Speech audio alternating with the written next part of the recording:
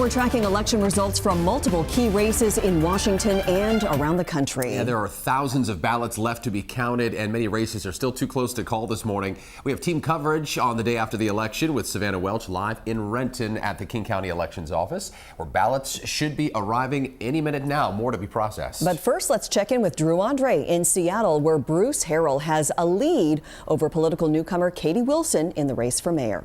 Drew? But Mimi and Jake, this one is still too close to call here. Katie Wilson won the primary by about 10 points over Mayor Bruce Harrell, and she thinks as more votes still continue to pour in, she still has a shot in this race. Let's show you the figures here. We have 66% of the vote in so far. Mayor Bruce Harrell's lead, he is at 54% of the vote to Katie Wilson's 46%. Harrell did not declare victory last night, but he said that he knows that he ran a good campaign. Harrell has significantly outraised Wilson through contributions. Governor Ferguson, Representative Jayapal, Attorney General Nick Brown are just on a long list of political supporters that he's had. He served as mayor since 2021. Before that, he spent a dozen years as a Seattle City Council member. Certainly there's a narrative between two different and distinct types.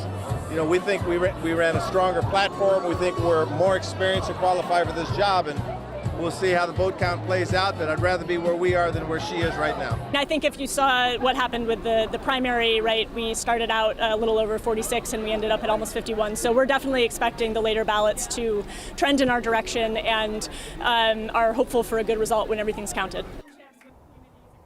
And Wilson believes that because she thinks more of the mail-in votes that still need to be counted will lean in her favor as the more progressive candidate.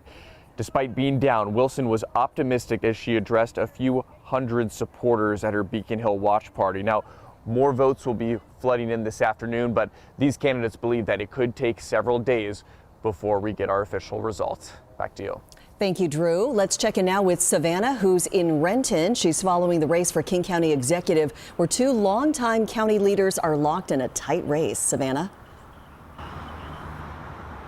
Well, this morning, really, this race is still too close to call. His ballots behind me will continue to be counted here at the elections office in Renton.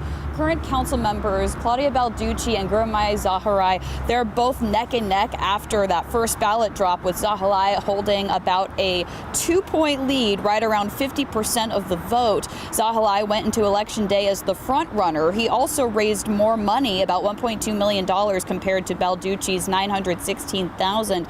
This has become the most expensive race in Washington this year, even more than the Seattle mayor's race. We heard from both candidates on election night. I have a good feeling that tomorrow at 4 p.m., when the next results drop, that mark is going to go like this, and then like this, and then like that. I feel ready to do the job. I feel that I've built the skills, the partnerships, the knowledge to be able to do a good job. But it is such a big county with so many people and so many different lines of business, so many needs. You have to have some humility. Whoever is elected King County Executive will oversee nearly 18,000 employees and balance a multi-billion-dollar budget. They will also play a crucial role in managing some of the county's biggest challenges, from public safety to homelessness, housing, and transportation. After the early Balducci released the following statement, quote, "There are still a lot of votes to be counted, and we're going to wait and see as more ballots come in. Regardless of the outcome, I'm grateful and humbled that so many people have placed their trust in me to lead them in these tumultuous times." Updated ballot counts will continue here at the elections office over the next couple of days as those ballots continue to be counted. We'll have updates for you right here on King 5 as results continue to come in. In Renton, Savannah Welch, King 5 News. Next ballot drop at 4:30 this afternoon. Savannah will be watching. Thanks. We're following races across the state this morning. In Tacoma, voters are picking a new mayor, and this morning, right now, current council member Anders Ibsen is now in the lead this morning over John Hines, a significant margin there. Again, things could tighten throughout the day. In Everett, it looks like Cassie Franklin could very well serve a third term as mayor. Right now, she has a 6-point lead, 53% of the vote, over former council member Scott Murphy there in Everett. You're going to hear from both of those candidates in our next half hour. And in a statewide ballot measure we're tracking, Washington voters appear to be in favor of investing WA Cares funds into the stock market. This a race that could likely tighten throughout the day, but we'll have to see as those ballots come back in. We're following local elections and some big races as well, right, Neem? That's right, Jake. Major wins by Democratic candidates are making national headlines this morning. And the most talked about one is out of New York City. NBC News projects voters elected Zohran Mamdani, the city's first Muslim mayor. The 34-year-old Democratic socialist defeated several high-profile candidates, including former New York Governor Andrew Cuomo, who ran as a third-party candidate after losing the Democratic primary. Mamdani will be the city's youngest mayor in a century.